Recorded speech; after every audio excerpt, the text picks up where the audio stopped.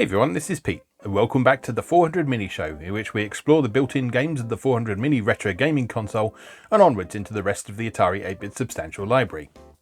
Today's game is Jet Boot Jack, a 1983 release from English Software, developed by Jon Williams. This game was such a flagship release for English Software that they released it not only as a standalone game, but also as a headliner for 3 separate compilation packs by the company. Yes, that means if you bought all 3, you'd have 3 identical copies of Jet Boot Jack along with the other included titles, some of which were exclusive to the compilations in question. For the unfamiliar, English Software began life as a publishing arm of the Gemini Electronics store in Manchester, UK. Owner Philip Morris had a good eye for quality Atari 8-bit software, and the company quickly developed a reputation for releasing high-quality titles. So much so, in fact, that by the end of 1983, English Software was the largest producer of Atari 8-bit software in the UK, allowing Morris to close down Gemini Electronics completely and focus entirely on publishing. From there on, Morris also expanded English Software's operation to cover other platforms that were popular in the UK, including the Commodore 64, BBC Micro, Acorn Electron, Amstrad CPC, ZX Spectrum, Atari ST and Amiga. The company eventually ceased operations in 1987. The exact reasons for this are lost to the mists of time, but judging from the company's output, it looks as if it may have struggled a bit to adapt to the 16-bit microcomputer era. Jet Boot Jack developer Jon Williams was responsible for a number of excellent pieces of software throughout the Atari 8-bit era, and not just games either. Those who were active Atari 8-bit users back in the day would have likely come into contact with his Multi-Boot XL menu system, which allowed multiple pieces of software to be put onto a single disk and selected from an automatically booting menu. As you might expect, this utility saw widespread use among piracy groups for distributing large amounts of software while reducing the number of disks required to do so, but we won't hold that against Williams. Jet Boot Jack was very well regarded on its original release. Page 6 magazine noted that although now on a familiar theme, the unique storyline and good programming makes Jet Boot Jack well worth getting. The music is good and the scrolled opening credits are superb. Writing in issue 8, the February-March 1984 edition, reviewer Les Ellingham also praised the game for being available for less than £10, which was definitely something worthy of note at the time, when many pieces of Atari 8-bit software sold for £30 or £40, even more if they had to be imported from the US. Multi-Format magazine Computer and Video Games also rated the game highly in its April 1984 issue, noting that Jet Boot Jack is not the most original game around, but that it is quite addictive and enjoyable, as well as praising its visuals. This is an Atari 8-bit game that still holds up very well today and is a good example of the platform's capabilities. So let's go play Jet Boot Jack. Okay, today we're playing Jet Boot Jack from the English Software Company, which is a pretty great game. Not a game I've played for a good few years actually, but this was very well regarded on its original release for its attractive graphics and this intro sequence.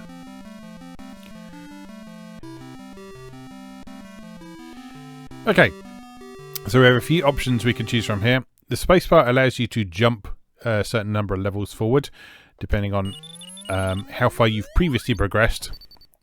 And then you can also do things like set the skill level. So, your job in Jet Boot Jack is to collect all of the music notes.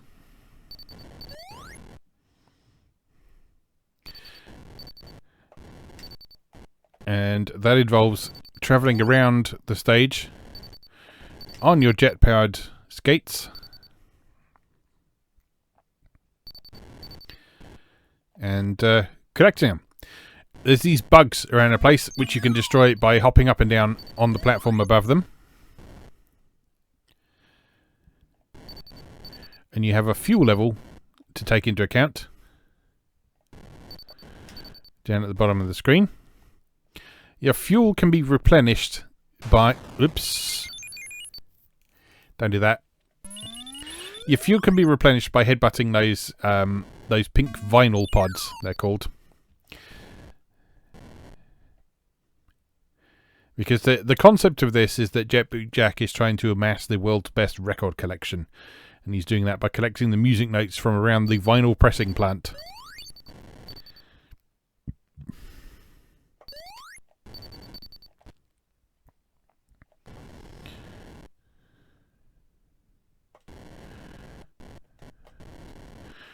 And so what we essentially have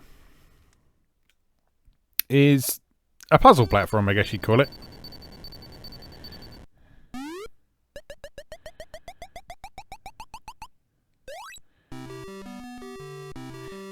Because you can't jump as such.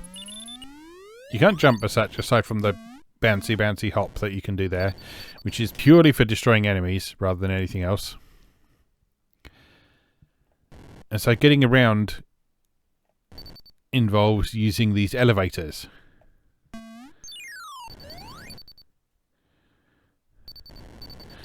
And also ducking under outcroppings in the ceiling. Because as you saw on that first stage, touching pretty much anything in this results in death.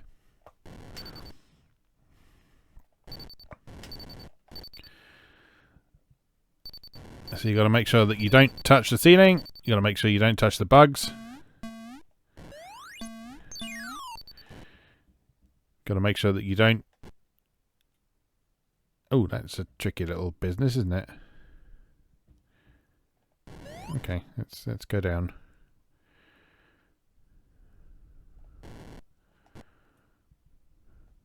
To the bottom floor. Oops! Don't bang your head on the lifts. Don't fall into holes. As a general rule, just don't.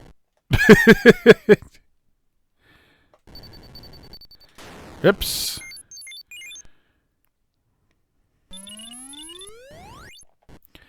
Yeah, your basic instructions for Jetboo Jack are don't. Don't headbutt the ceiling, don't fall into a hole, don't try and get on a lift when it's not there. Now I guess for this last one we're going to have to try and time... No.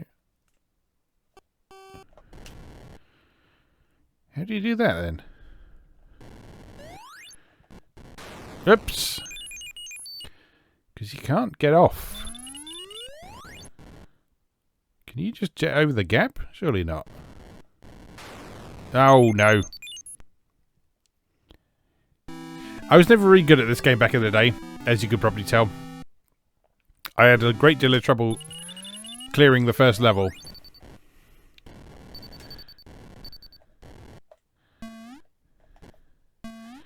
In retrospect, the first level is very easy. However, that does mean I've had very little, if any, practice on that second level, which means I don't really know how to do it. But that's why we're sitting here playing this, to try and figure some stuff out. I should get rid of that bug, shouldn't I? Bouncy, bouncy.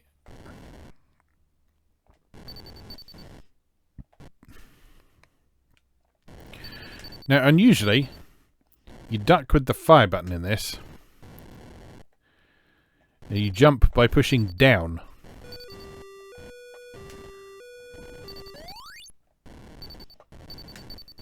Oops.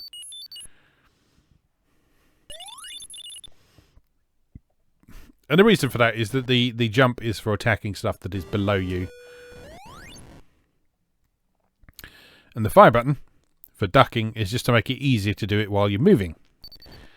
So while it's a slightly unusual control scheme for a platform game, it's well thought out. It's a good idea.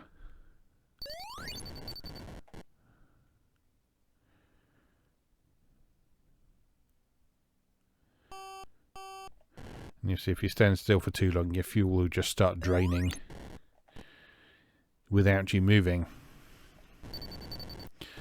So you've got to be a little bit careful. And when you're on conveyor belts like this, you have to be doubly careful. And then at the end of a stage, you get a bonus according to how much power you have left, and also how many uses those vinyl pods in the ceiling have. Because they can each be used several times. You may notice that they sort of regenerate after you use them once. They come back after a moment. But there's only a limited number of times that you can use them on each stage.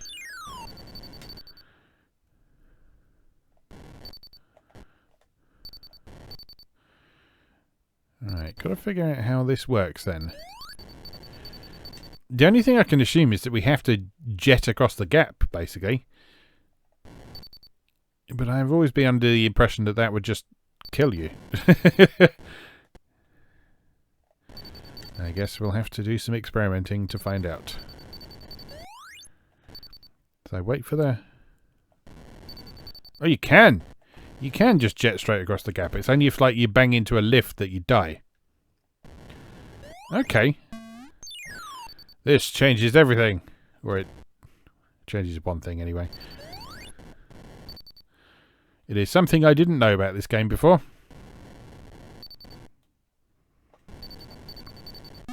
There we go. Second level done. We've now officially got further than I've ever gotten in Jet Jack before.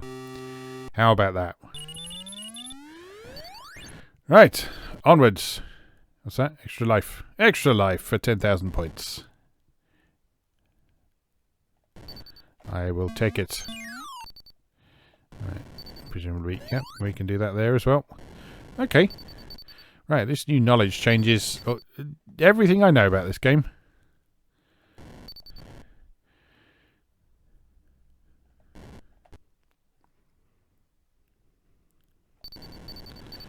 Right, duck under there.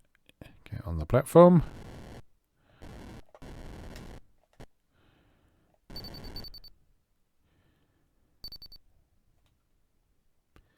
It's been methodical.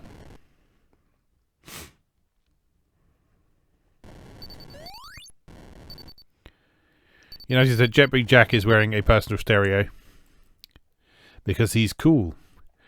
Also, this was 1983 and the Sony Walkman was just starting to become fashionable.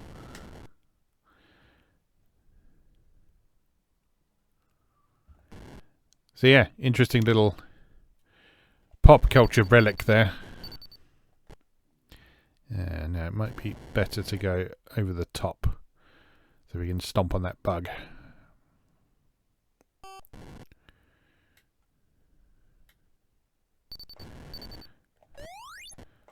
Replenish a bit of fuel there. Carefully under there. Wait for him to come over here. And bouncy, bouncy, bouncy. Yeah. There we go. One thing I found over the course of doing all these videos is that a lot of these old games aren't anywhere near as difficult as I thought they were. Oops. They aren't anywhere near as difficult as I thought they were as a kid. I was just rubbish. And young and stupid. Which, in my defense, I was probably like 5 when I played this game. So, you know, cut me some slack.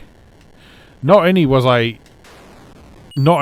probably about 5 years old when I played this game for the first time, computer games were still a relatively new and unproven thing. So, you know, conventions of platform games, for example, that we take for granted today, hadn't necessarily been established.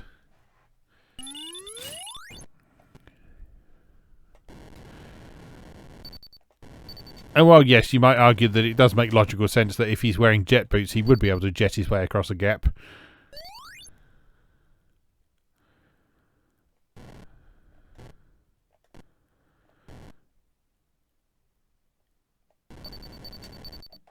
A game like this was sort of new and exciting at the time.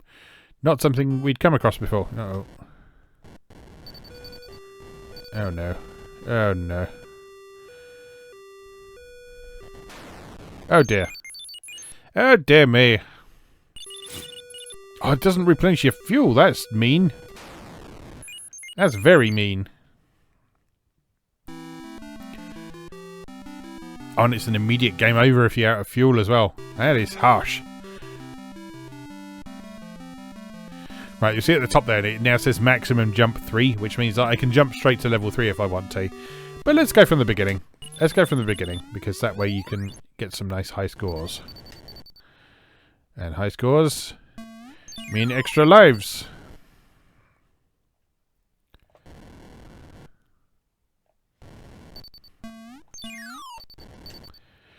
thinking about it, the fact that conceptually this is a game about music, and there's quite a strong focus on the rhythm of everything that's happening in the game is quite clever. I don't know if Jon Williams had sort of thought things out that much.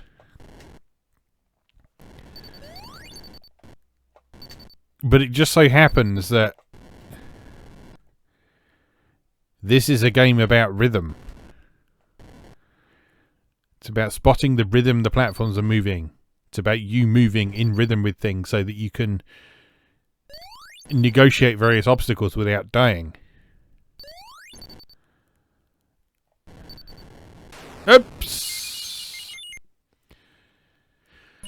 Yeah, it's clever. It's a lot more clever than I think people gave it credit for even back in the day. And as I say, people did praise this game a great deal back when it was current because of its visuals, because of how colourful it was, because of the concept.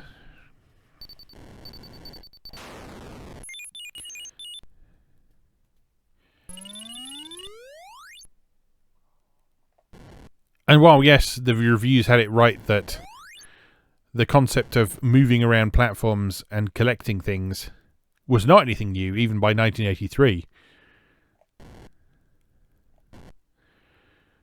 this still pulls it off with such style and smoothness and responsiveness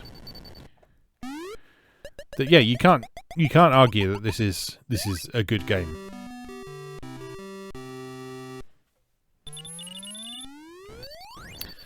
Right. Armed with our... Oops.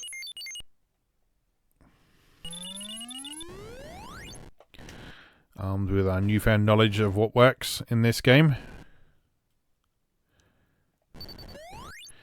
Bouncy, bouncy.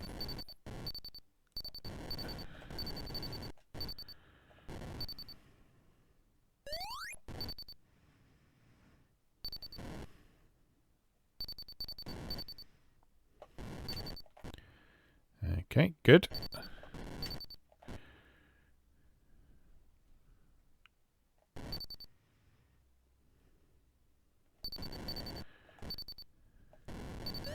And onwards, and bounce on his head.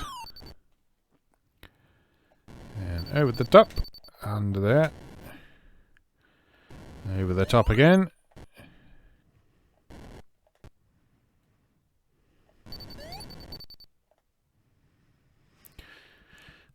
Wait for the platform, and across. And wait for the platform again.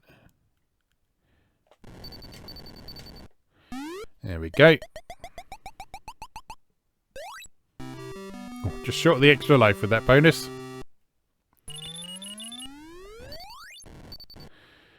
There's our bonus life.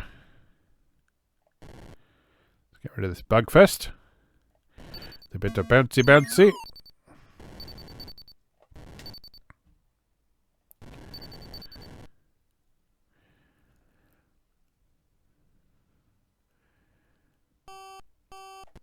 You stop that. You stop that.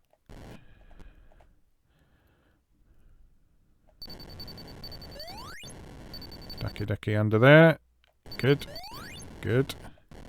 Excellent.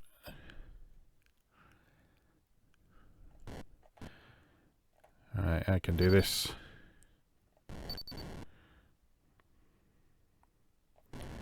And under there. Get some power.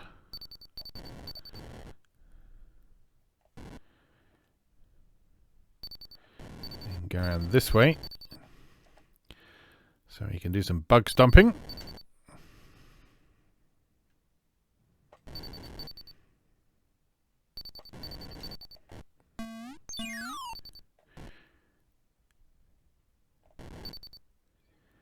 Yeah, this is good. I'm enjoying this.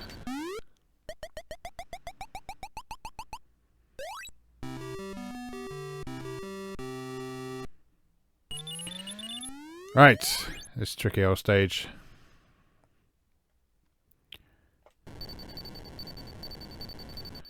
Oopsie. Oh no.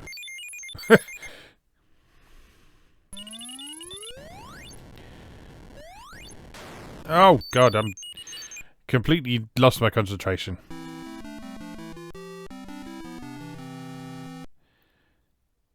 Alright.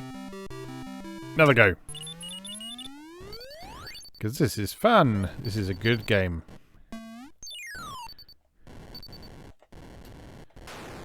Now, as I said in the intro, this did come out on a bunch of other platforms, but this is one of those games that I will always inextricably associate with the Atari 8-bit. Because we had one of those compilation packs that had this in. They were called Atari Smash Hits, if I remember rightly.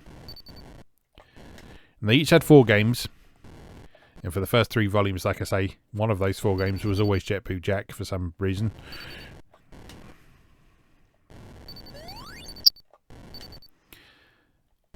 But there were some interesting other games amongst those as well. Like, a long time ago, we looked at a game called Fire Chief, which was one of the games from these compilations. And in fact, several of the games that appeared in those compilations only appeared in those compilations for one reason or another. So Jet Big Jack did get a separate release, but I believe Fire Chief was only released as part of those compilations. There was another one called Breath of the Dragon that was like that. There was a sort of puzzly game called Batty Builders that I'm not sure if it had a separate release. But yeah, it does kind of make me laugh that they called those compilations Atari Smash Hits when several of the games had never been previously released. And as such were by definition not a smash hit.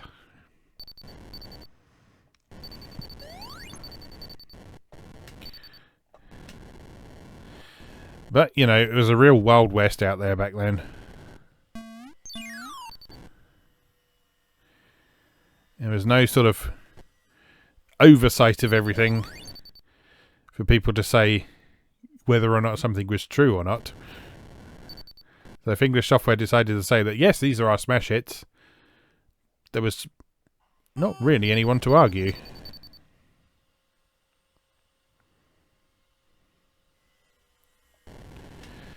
I mean, I guess the magazines could have maybe held... Oops. I guess the magazines could have held them to account a bit for it. But, you know, grand scheme of things, it's not a very serious accusation. And Jet Boo Jack, it certainly was genuinely a smash hit for them.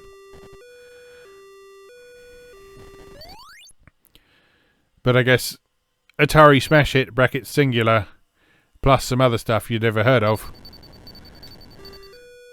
didn't have quite the same ring to it.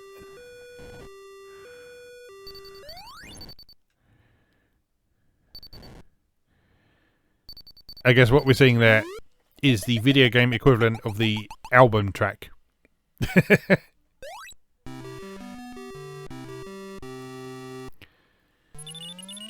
So you got games that were exclusive to compilations. They're the equivalent of the tracks that you only hear on an artist's album. Or B-sides.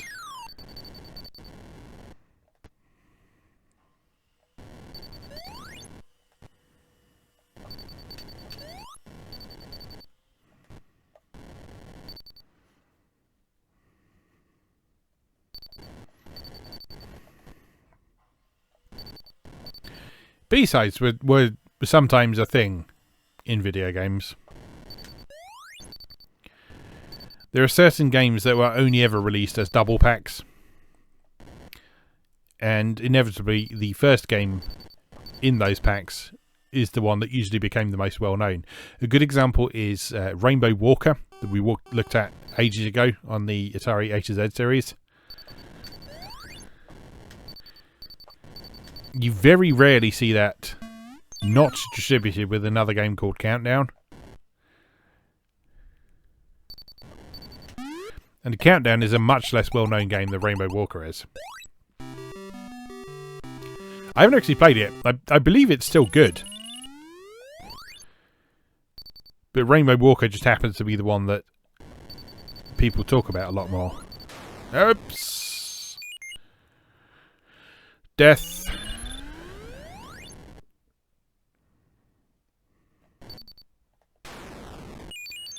Oh dear. It's not going well. Oh, come on. I can do this.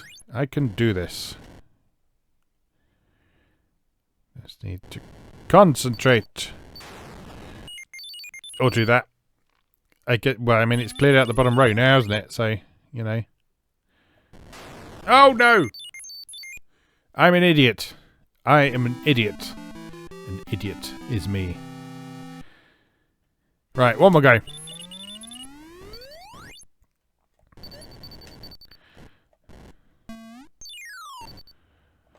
One more go. I got this in the bag this time.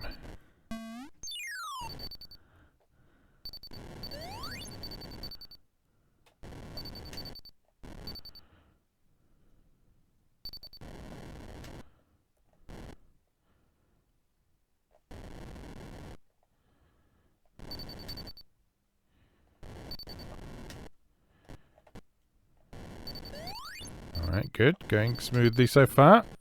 Ooh, that was a little bit close.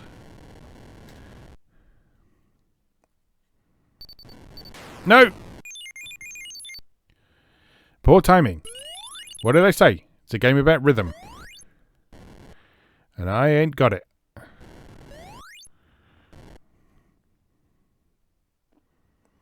Going down.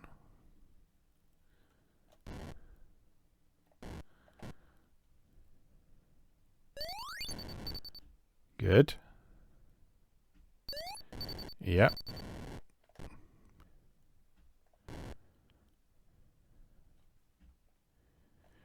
And across. Oh, no. Careful. Careful. Careful.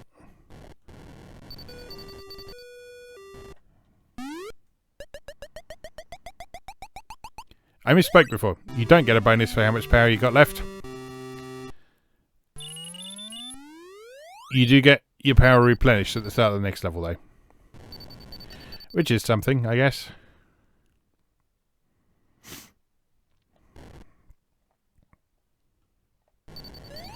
Stumpy, stumpy. Stumpy, stumpy.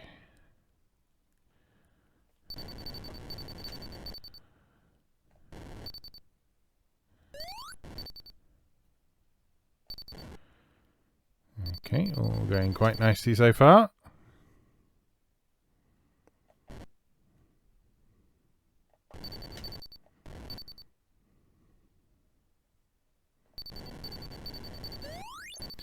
I guess part of learning this game... Oops! I guess part of learning this game is figuring out the most efficient route you can take through the levels. Because that will get you higher scores. Because, like I said, if you can get through the stages with minimizing your use of the vinyl pods, you'll get bigger bonuses. You can actually just duck under the vinyl pods as well.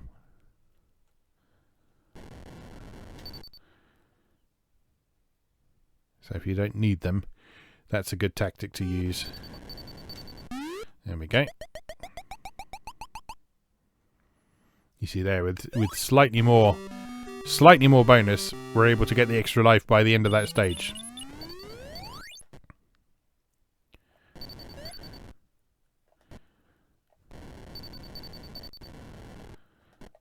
And stumpy, stumpy.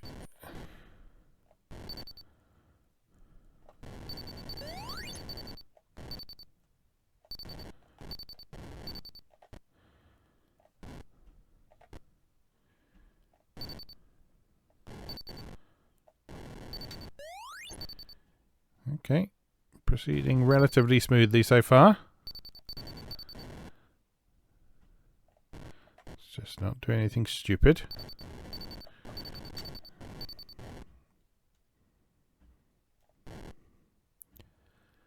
Up to the top, and duck, and duck, and duck. Come on back, bug, I want to stomp on you. There we go.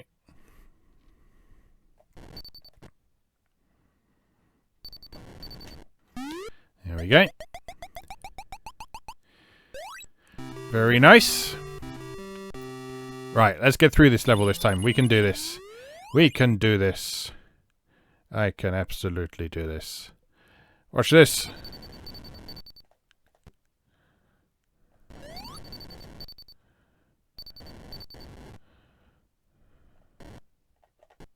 Oh no!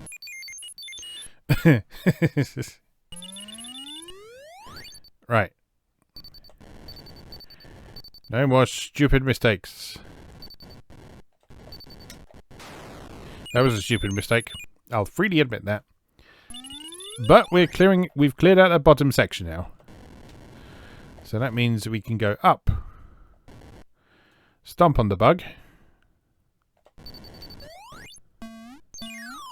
There's some bonus points.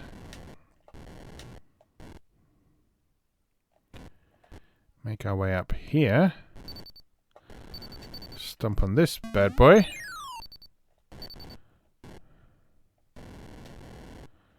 Head back down here. Oh, that's awkward. Actually, it's less awkward than I thought it was. That's fine. Alright, good, good, good, good, good.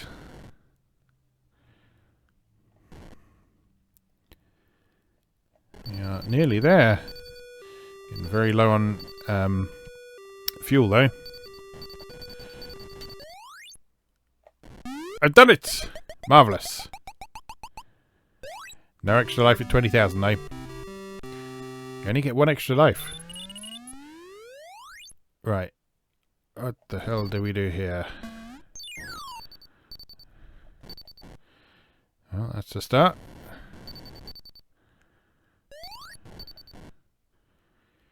Okay, this one doesn't look too bad.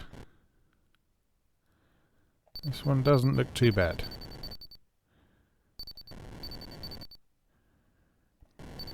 Just got to time things carefully with those elevators. Is the important thing with this one. But yeah, aside from that, I'm not too worried on this one.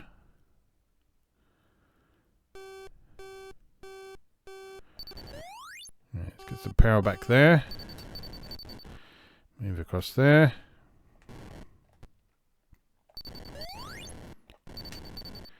Head over here. Stomp on the bug. And we're nearly there. Duck. Done! Now we're on fire. Let it rock. Oh, now what? Oh no. I should have committed. I should have committed. What? Do you die if you move while you're on a moving elevator? Well, that's frustrating, isn't it? Well, that's frustrating. But anyway, I think we'll leave that there for today. So we made some good progress there. You've hopefully seen how this game works, and maybe you want to try it a bit for yourself. I highly recommend it. It's good fun. It's a good game. And I actually didn't realise how relatively early it was. 1983 is still quite young for video games in general.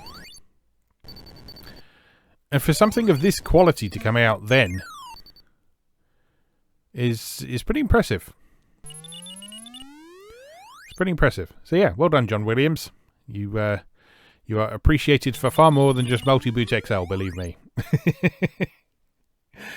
Anyway, let's leave that there for now. As always, thank you very much for watching, and I'll see you again next time.